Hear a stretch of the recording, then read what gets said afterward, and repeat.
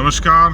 इस समय मैं दिल्ली मुंबई 8 लेन एक्सप्रेसवे पर हूं और दिल्ली से मुंबई की ओर जो जाता है उस तरफ मैं सफ़र कर रहा हूं। चूँकि झाबुआ के टिम्बरवानी के आगे ये एक्सप्रेसवे चालू नहीं है तो हमारी मंजिल भी टिम्बरवानी है। वहां से हम झाबुआ के लिए मुड़ जाएंगे। लेकिन जब भी मैं इस एक्सप्रेसवे पर आता हूं तो मेरे पास कुछ ऐसी चीज़ें होती हैं जो आपके लिए बताना ज़रूरी है और मैं हर बार वीडियो ज़रूर बनाता हूँ। इस बार भी मैं आज अपनी गाड़ी की सर्विसिंग के लिए रतलाम आया था। कुछ रिपोर्टिंग थी सैलाना क्षेत्र में, दोनों काम किए और अब मैं लौट रहा हूँ। तो शाम का वक्त है, देखिए काफ़ी खूबसूरत ढल रहा है सूरज यहाँ पर और इसी से मुझे लगा कि एक वीडियो बना दिया जाए। तो मेरा आग्रह आपसे यही है कि शाम ढलने के बाद, अंधेरा होने के बाद आप कोशिश कीजिए कि इस एक्सप्रेसवे पर आप सफ़र न करें, क्योंकि NHAI की ओर से सुरक्षा के कोई भी बंदोबस्त या उपाय नहीं है। आप अपने रिस्क पे आ सकते हैं, लेकिन इतिहास ये है कि अभी तक सैकड़ों गाड़ियों पर पथराव हो चुका है, कांच फूट चुके हैं। तो आप परहेज़ कीजिएगा अंधेरा होने के बाद इस एक्सप्रेसवे पर आने में, खासकर तब तक जब तक कि ये मुंबई तक चालू ना हो जाए। चालू होने के बाद इसमें ट्रैफिक इतना होगा तो सरकार की ओर से सुरक्षा के उपाय भी होंगे, पुलिस की पेट्रोलिंग पार्टियां होंगी, लेकिन अभी ऐसा कुछ भी नहीं हो रहा है। आपको बता दूं कि SP झाबुआ ने NHAI को पत्र लिखा है और 2 ड्रोन की मांग की है, नाइट विजन ड्रोन, ताकि वो पेट्रोलिंग कर पाएँ। अभी तक NHAI ने उपलब्ध नहीं कराए हैं। पुलिस चौकी बनाने की भी मांग की है, उस पर भी NHAI कुछ नहीं कर पाया है।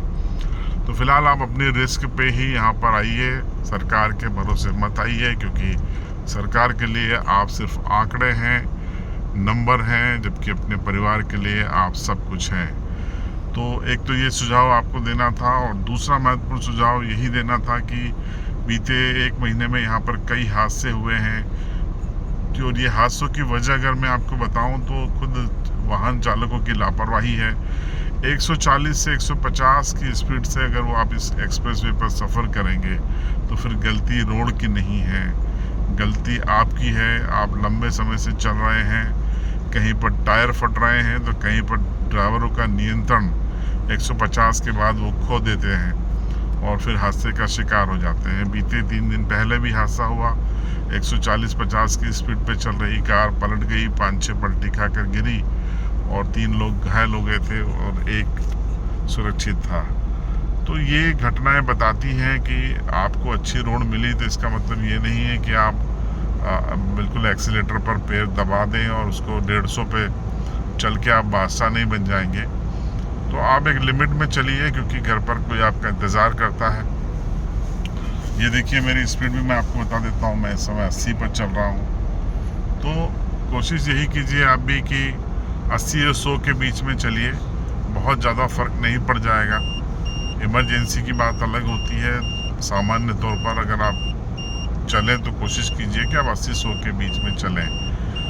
तो यहाँ एक तो ये बताना था, दूसरा ये कि जो ट्रॉमा सेंटर है वो बंद पड़ा है, रेस्ट एंड सर्विस एरिया बंद पड़ा है, फूड जोन बंद है, शौचालय की सुविधा नहीं है, मोटल बंद है, रिजॉर्ट्स बंद है, शॉपिंग एरिया बंद है। बना दिया गया है सब कुछ, हेलीपैड भी बना दिया गया, लेकिन कुछ भी नहीं है चालू। तो इस भरोसे न निकले कि यहाँ आपको सारी फैसिलिटी मिल जाएगी। जब तक पूरा वडोदरा तक चालू नहीं होता कम से कम, तब तक मुझे नहीं लगता कि ये रेस्ट एंड सर्विस एरिया यहाँ पर चालू होगा, आप लोगों के लिए खुल जाएगा, ऐसा नहीं है। अभी वक्त लगने वाला है 1 से 1.5 साल का। इसलिए जब आए तो इसके भरोसे न आए, अपनी सुविधा से आए। तो यही बस आपको बताना था। तो जब भी आप इस एक्सप्रेसवे से गुजरें, आपको यात्रा की शुभकामनाएं, लेकिन अपना ख्याल ज़रूर रखिएगा।